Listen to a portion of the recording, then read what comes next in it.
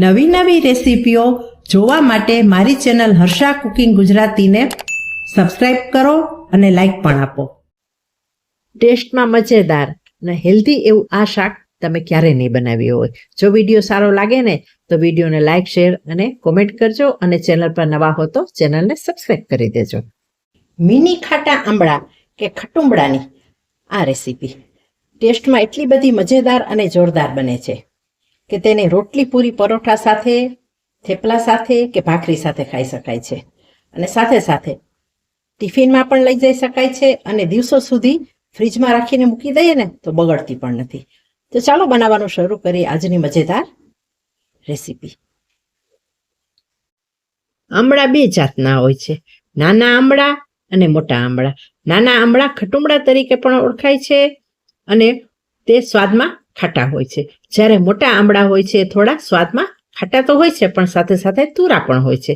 તો આજે આપણે આ નાના આંબળા કે મિની આંબળા કે ખટુંબળાની રેસીપી બનાવવાના છીએ. બધા જ આંબળાને સારી રીતે ધોઈ લેવાના છે અને ત્યાર પછી તેનું કટિંગ કરવાનું છે અને તેની અંદરનો ઠળિયો હોય તેને આપણે કાઢી લેવાનો છે. બધા જ નાના આંબળાને મેં સમારી લીધા છે, જોઈ શકાય છે આ રીતે. તેના નાના આંબળા હોવાથી નાના ટુકડા થશે અને આ કપના માપથી મેં મેજર કરતા 2 કપ આંબળા મળ્યા છે અને ટોટલ 250 ગ્રામ આંબળા છે. હવે આપણે જઈશું ગેસ તરફ. ગેસ ઉપર મેં કઢાઈ ચડાવી છે અને તેમાં 2 ચમચા તેલ ઉમેરેલું છે. તેલ અહીં આ રેસીપીમાં થોડું વધારે લેવાનું.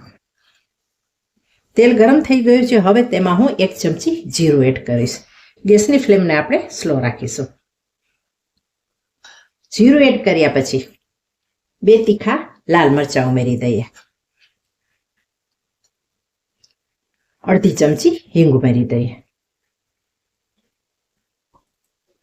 અને હવે બધી વસ્તુ તતડી જાય એટલે આપણે એડ કરી દઈએ સમારેલા આંબળા.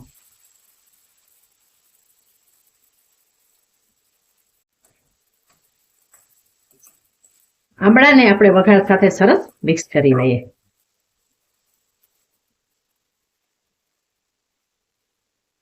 ગેસની ફ્લેમને હવે આપણે મીડિયમ કરીએ.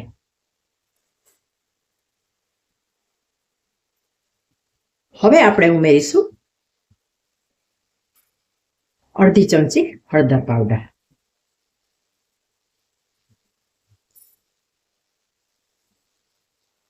સ્વાદ મુજબ મીઠું,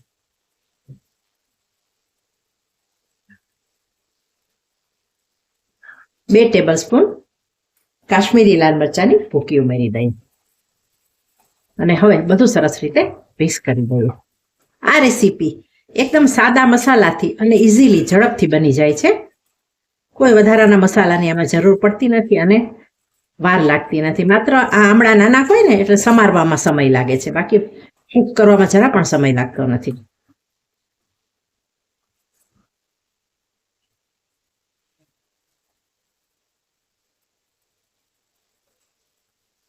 જેવા આંબળાની અંદર મસાલા મિક્સ થઈ જાય એટલે આપણે ઉમેરીશું ગોળ.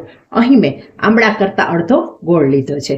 જે માપથી મેં આંબળા માપ્યા હતા એ જ કપના માપથી ગોળ લીધો છે. આપણે આંબળાના માપ કરતાં અડધો ગોળ લીધો છે. તમારે વધારે મીઠું ખાવાનું પસંદ હોય તો તમે થોડો વધારે ગોળ પણ લઈ શકો છો.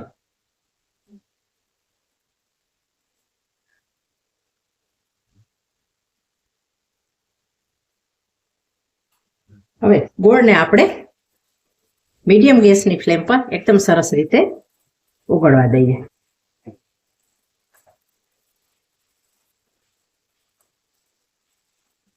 ચલાવતા જઈએ એટલે તળીએ બળે નહીં અને ગોળને આપણે આંબળા સાથે મિક્સ કરી લઈએ.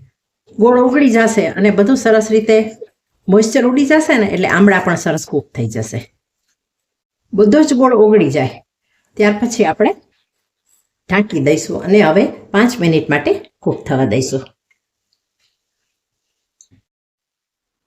5 મિનિટ પછી હવે આપણે ઢાંકણ ખોલી લઈએ અને જોઈ લઈએ આપણી રેસીપી તૈયાર થઈ છે કે નહીં. અહીં જેવી રેસીપી તૈયાર થઈ જશે ને એટલે બબલ્સ આવવા માંડશે એટલે ગોળ, મસાલા અને આંબળા એકદમ સરસ રીતે મિક્સ થઈ ગયા છે અને સારી રીતે આપણી રેસીપી કૂક પણ થઈ ગઈ છે. જુઓ, આંબળાનો કલર પણ ચેન્જ થઈ ગયો છે આ રેસીપી જેટલી દેખાવમાં સરસ છે ને એટલો તેનો સ્વાદ પણ ખૂબ જોરદાર છે. ભાત સાથે, રોટલી, પૂરી, પરોઠા સાથે, ભાખરી સાથે આ રેસીપીને એન્જોય કરી શકાય છે.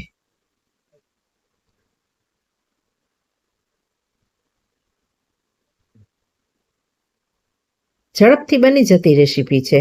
સમય લાગતો નથી. માત્ર આપણે જ્યારે સમારીએ ને ત્યારે સમારવામાં જ આ રેસીપીમાં મહેનત છે.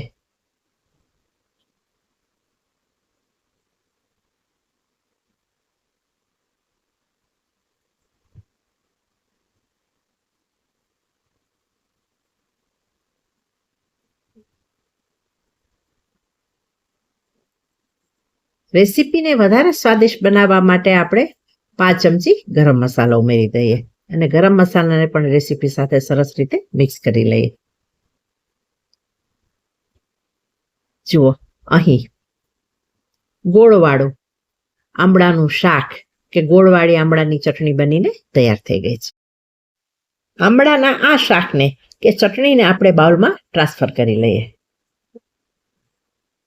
હવે મળીશું બીજી જ નવી રેસીપી સાથે.